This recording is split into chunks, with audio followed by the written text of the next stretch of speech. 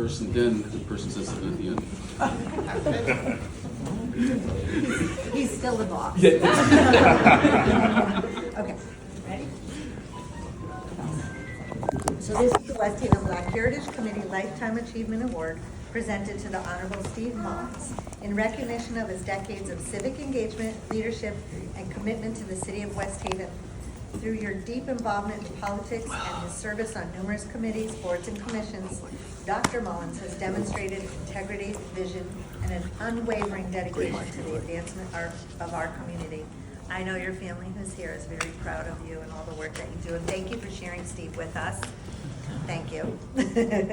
Presented with sincere appreciation this 26th day of February 2026. I know I speak on behalf of all the residents of West Haven when I say congratulations and thank you for all you do.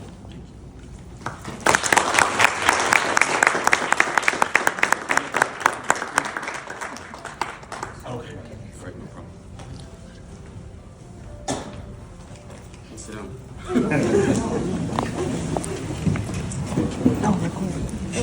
This was actually a rather difficult speech to write because I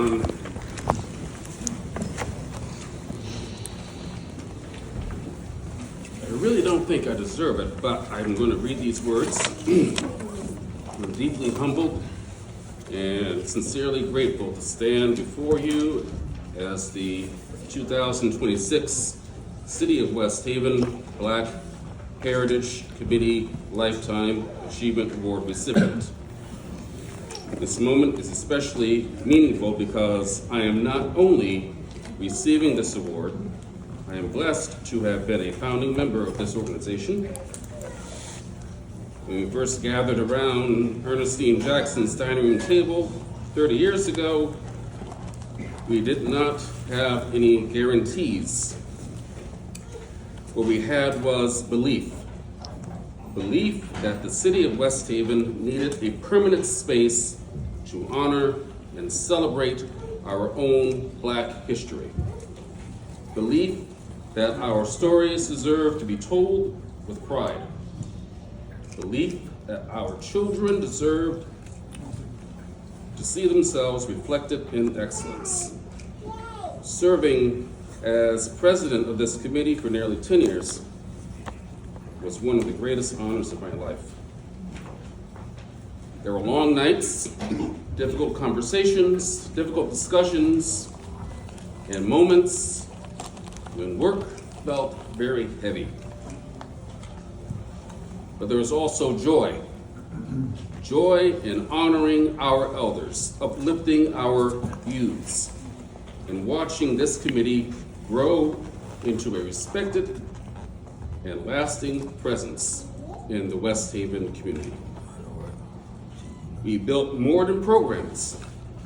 We built connection, we built visibility, we built legacy. And none of it was done alone. To the dedicated members, both living and dead, volunteers, partners who work diligently, thank you. And many of you are here today. Your commitment, your passion, your perseverance turned the vision of B. Johnson, Ernestine Jackson, Bernice Bowman, and others into reality. To my family, thank you for your presence over the years. Nora and Christian, my daughter and son, are no strangers to this celebration, having attended it since they were toddlers. 9 years ago, my daughter, in my absence, served as the mistress of ceremonies to this ceremony at the age of 13. And you did a remarkable job, and believe it or not, sometimes people still talk about it. And she's also sang here on numerous occasions. My son received an award from this organization just before he ended his tenure as a Broadway child actor. Receiving a Lifetime Achievement Award from an organization I helped establish is profoundly moving. It reminds me that leadership is not about titles, it is about service. It is about planting seeds of pride, opportunity, and unity, knowing that others will continue to help them grow. Black history is a living history.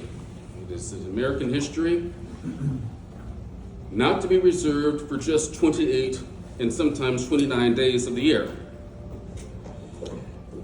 It is strength passed down through generations. It is resilience in the face of adversity. It is excellence rising again and again. In my efforts to help strengthen that legacy here in West Haven, I am grateful beyond words. Although I have far more years behind me than I do before me at this point in life, I do not see this as an end of a journey. I see it as a call to continue to keep mentoring, keep encouraging, keep believing in what we can accomplish together.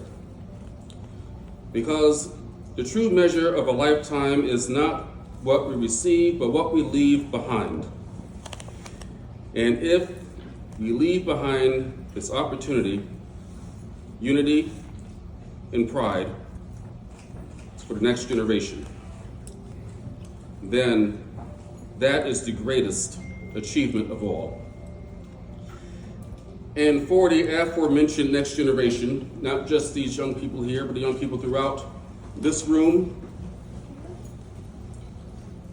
regardless of your ethnicity, regardless of your religion, your gender, regardless of your political beliefs or who you've chosen to love, I leave you with the words of the late Reverend Jesse Jackson in his speech to the Democratic National Convention in 1998. Now make sure this is recording because it'll be the last time you hear me saying anything quoted from the Democratic National Convention. And these words are that I too must be reminded on a regular basis. Hold your head high. Stick your chest out. You can make it. It gets dark sometimes, but morning comes. Don't you surrender. Suffering breeds character. Character breeds faith.